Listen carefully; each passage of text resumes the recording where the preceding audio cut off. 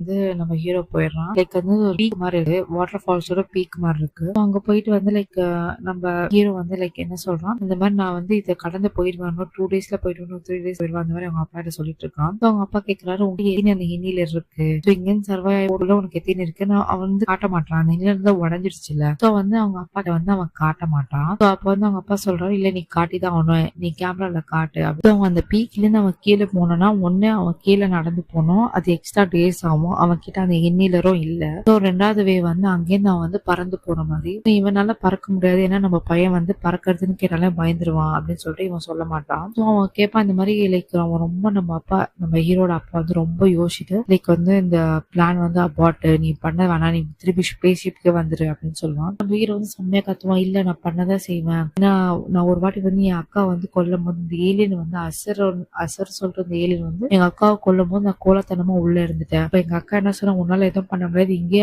ஒளிஞ்சிருன்னு சொன்னா. நானும் அதை கேட்டு அங்கேயே ஒளிஞ்சிட்டது. இப்போ வரைக்கும் எனக்கு வந்து ரொம்ப ஹார்ட் பண்ணுது, என்னால வந்து தூங்க முடியல, இதுதான் பண்ணுவேன் அப்படின்னு சொல்லிட்டு அவன் கத்துவான். அப்போ நம்ம ஹீரோட அப்பா வந்து இல்ல நீ வந்துதான் ஆகணும், நீ திரும்பி வந்துரு அப்படின்னு சொல்லுவான். ஹீரோ வந்து அவங்க அப்பா பேச்ச கேட்காம அங்கேருந்து அப்படியே குச்சிருவான். ஸோ நம்ம ஹீரோ வந்து அங்கேருந்து குச்சிருவான். ஸோ அங்கேருந்து குச்சிட்டு கீழே பறந்துட்டே வரும்போது பின்னாடி வந்து ஒரு ஈகிள் வந்து அவனை ஃபாலோ பண்ணுது. ஸோ இவனை புடிச்சிட்டு போய் அவனோட கூட்டுக்குள்ள, ஈகிளோட கூட்டுக்குள்ள போய் அது போட்டுரும். ஸோ அந்த கூட்டுல ஈகிளோட கூட்டுக்குள்ள இருக்கிற வந்து எக்கெல்லாம் இருக்கும்ல, முட்டைலாம், ஸோ அதை வந்து தின்றதுக்காக அங்க வந்து சிங்கம் புலி எல்லாம் வரும். அதை வந்து அந்த முட்டை கிட்ட இருந்து வந்து சிங்கத்துக்கிட்ட இருந்து வந்து முட்டையை காப்பாத்துவான். ஸோ காப்பாத்திட்டு அந்த சிங்கத்தெல்லாம் அடிச்சு நாக் அவுட் பண்ணிட்டு முட்டையை சேவ் பண்ணா இது வந்து நம்மளோட ஈகிள் வந்து பார்க்கும். ஸோ நம்ம முட்டையை தான் அது காப்பாத்துறான் நம்ம ஹீரோ அப்படின்னு சொல்லிட்டு சைலண்டா இருக்கும். இங்க அந்த சீன் கட்டாது. அங்கேயே நம்ம ஹீரோ வந்து தப்பிச்சு வந்துடுறான். தப்பிச்சு லைக் வந்து நைட் ஆக போகுது. ஸோ அதனால வந்து ஒரு குகைக்குள்ள போய் அவன் வந்து இருக்கான். லைக் அவங்க அப்பா மாதிரி யோசிக்கிறான், இந்த இடத்துல பிளான் எல்லாம் போடுறான், இங்கல இருந்து இவ்வளவு தூரம் போயிட்டோம்னா நம்ம ரீச் ஆயிடலாம் அப்படி பிளான் எல்லாம் போடுறான். நெக்ஸ்ட் டே மார்னிங் ஆயிடுது. நெக்ஸ்ட் டே மார்னிங்ல வந்து அவங்க கிட்ட இருந்த கடைசி இன்னேலரை வந்து அவன் சாப்பிட்டு ஒரு போட்டு மாதிரி ரெடி பண்ணி அங்கிருந்து அவன் கிளம்புறான். போட்ல போறப்போ வந்து தெரியாம அவன் தூங்கிடுறான். அப்போ வந்து அந்த கிளைமேட் வந்து ரொம்ப சில்லுன்னு ஆயிடுது. அவன் ரொம்ப ஃப்ரீஸ் ஆனான். திடீர்னு அவன் அந்த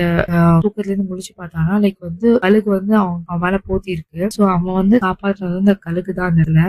இவனை காப்பாத்திட்டு அந்த கழுகு வந்து இறந்து போயிடுது. ஸோ இந்த இவன் கழுகு வந்து லைக் இவனை வந்து கொஞ்சம் குளிர்ல இருந்து அடக்கமா வச்சிட்டு இருந்துச்சு. ஸோ இவனை காப்பாத்திட்டு கழுகு வந்து இறந்துச்சு. ஸோ கழுகுக்கு வந்து இவன் ஃபீல் பண்ணிட்டு அந்த இடத்துல இருந்து இவன் கிளம்புறான்.